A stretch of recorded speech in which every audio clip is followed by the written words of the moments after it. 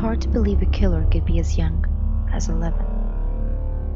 Sadly, these cases are all too real. Martin Brown was 11-year-old Mary Bell's first victim. The 4-year-old boy's body was discovered in an abandoned house, and it appeared he had died from strangulation. Brian Howe, her next victim, was found 2 months later on a land disposal.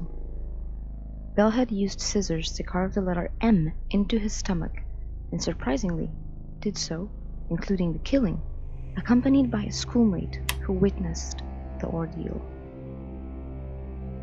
She behaved oddly at school and wrote cryptic messages about killing others, her future, and her intentions.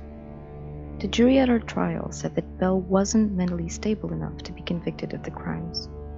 She was placed in a detention facility for what was supposed to be a life sentence, but was, instead, released at age 23. Bell was given a new identity to help protect her and her daughter, who was born 4 years after her release. It was 1987, and Craig Price was just 13 years old when he committed his first murder. Rebecca Spencer was his neighbor, and one night, Craig entered her residence and killed her with over 50 stabs.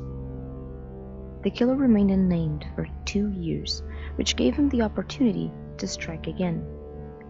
The second time over, he was 15 and high on drugs when he attacked and murdered 3 more of his neighbors.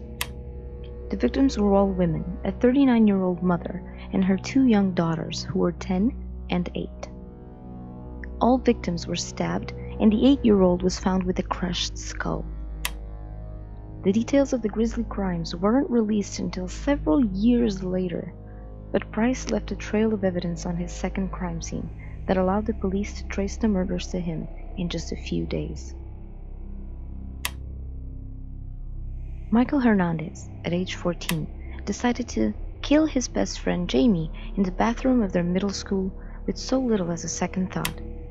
Authorities later found that Michael intended to kill 2 other people, another schoolboy and his sister.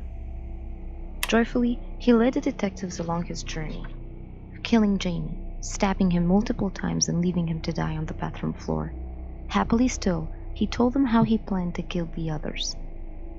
Hernandez's defense attorneys attempted to portray him as mentally insane, but they declared him sane to stand trial, seeing as he could describe the murders with so much detail and enthusiasm, void of remorse.